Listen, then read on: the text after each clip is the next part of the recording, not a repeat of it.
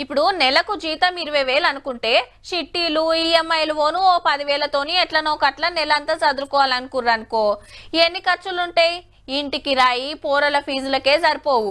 ఇక దవాఖాన ఖర్చు లేనంగా అయితే బండ్లకు పెట్రోల్ ఎట్లొస్తుంది, ఇంట్లోకి ఉప్పు పప్పులు ఏం తెస్తారు, ఏం తింటారు, ఎట్లా బతుకుతారు?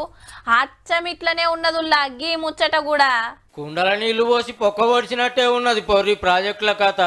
అవు మరి బడ్జెట్లు ఇచ్చిన పైకం బీందెడు మిగిలేది చెంబేడు.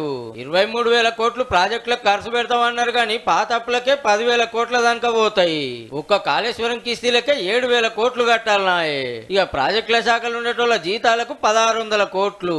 ఇట్లా అన్ని పోను 12,000 కోట్లే మిగులుతాయి.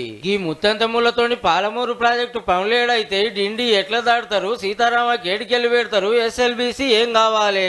ఈ అన్ని ఏడాదిలోనే ఓడిపియాలని సర్కారోళ్ళు చెప్తే కథేమో గిట్లుంది. ఇక కొత్త ప్రాజెక్టులకు ముగ్గు పోసుడు కూడా కష్టమే. అన్నిటికి కలిపితే అల్కగా 60,000 కోట్లు అయ్యేది ఉంటే అందులో సగం సుత లేవు.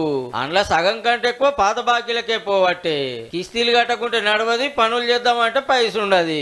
పోనీ 1,00,000 కోట్ల కాళేశ్వరం తోటి ఏమన్నా ఫాయిదా అయిందంటే పిల్లర్లు దసికినందుకు గేట్లు ఎత్తి పెడితే వచ్చిన నీళ్ళు వచ్చినట్టు సముద్రంలోకి వాయే. దీంతో మాకేం లాభం కాలే, లోన్ కట్టమంటే బ్యాంకు వాళ్ళు లూకుంటారు. మిత్తికి మిత్తి గుంజుతారా? సర్కార్ సందుగా చూస్తేమో అప్పులు కాగితాలు తప్ప ఆమ్దాని నోట్లు లేవని సీఎం సారే ఎన్నో మాటలే చెప్పబట్టే. ఎట్లా చూసుకున్నా ప్రాజెక్టుల మంత్రి ఉత్తమ్ సార్ కు పెద్ద పరిశానే ఉన్నది పోరి.